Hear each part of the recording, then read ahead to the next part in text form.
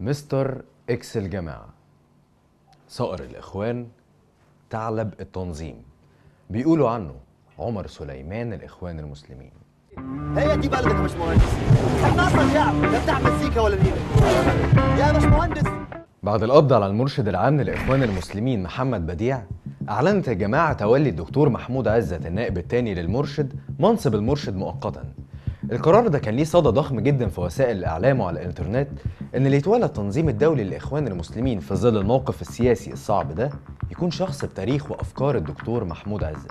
داخل جماعة الإخوان المسلمين كان في دايما صراع تاريخي بين جناحين، جناح معتدل إصلاحي زي الدكتور محمد حبيب والدكتور عبد المنعم أبو الفتوح، وجناح محافظ متشدد بيشار ليهم دايما بالقطبيين نسبة للمفكر الإسلامي سيد قطب.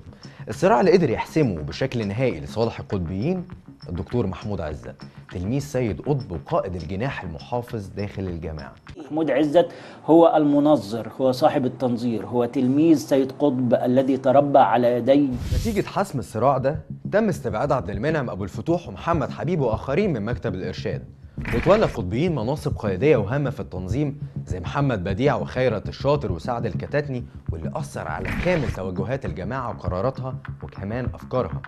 وكان دايما بيتردد ان اللي بيحرك الجماعة فعليا من وراء الستار زعيم القطبيين والمرشد الخفي للإخوان الدكتور محمود عزت. من الذي اهتم بما قاله الأستاذ سيد هو مكتب الإرشاد الموجود في ذلك الوقت. محمود حسين عزت إبراهيم، أستاذ بكلية الطب جامعة الزقازيق ومواليد القاهرة عام 1944. انضم لجماعة الإخوان المسلمين وهو عنده 18 سنة بس. تم اعتقاله 3 مرات، كان آخرها في 2008 بسبب مشاركته في مظاهرة احتجاجا على حرب غزة.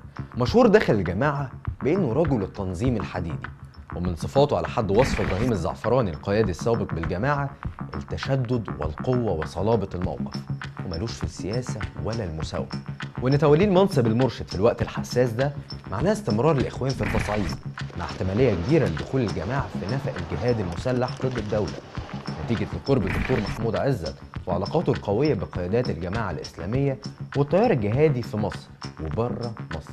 كتائب الإخوان المسلمين التي دخلت إلى داخل فلسطين لم تكن من مصر وحدها. الدكتور محمود عزت ما ظهرش ولا مرة داخل اعتصام رابعة، الاختفاء اللي أثار جدل كبير جدا جوه صفوف الجماعة، واللي أكد فكرة إنه العقل المحرك لخطوات الإخوان المسلمين بعد اعتقال خيرت الشاطر، لأنه دايما كان وجوده بعيد عن الأضواء سر قوته في التحكم في الأحداث، واللي بيحافظ فيه على أكبر قدر من سرية قراراته وتحركاته.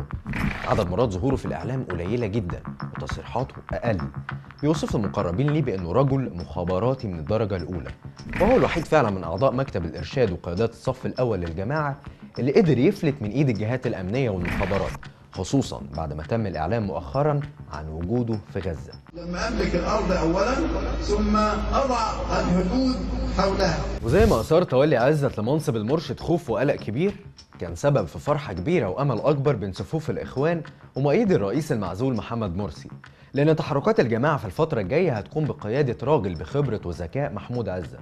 يمكن سبب ده دوره الكبير في بناء التنظيم الدولي مع المرشد الخامس للإخوان مصطفى مشهور، والرهان على قدرته في إعادة بناء التنظيم بعد الضربة العنيفة اللي اتوجهت ليه على إيد الفريق عبد الفتاح السيسي. إجراء انتخابات رئاسية مبكرة على أن يتولى رئيس المحكمة الدستورية العليا إدارة شؤون البلاد خلال المرحلة الانتقالية ولحين انتخاب رئيسا جديدا. سرعة إعلان الجماعة عن تولي عزت منصب المرشد مؤقتا بعد اعتقال بديع بساعات قليلة كان المقصود بها توجيه رسالة مهمة إن التنظيم لسه حي وموجود وقادر على اتخاذ قرارات تنظيمية هامة.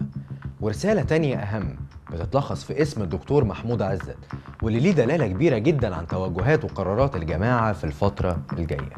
أشوفكم على خير.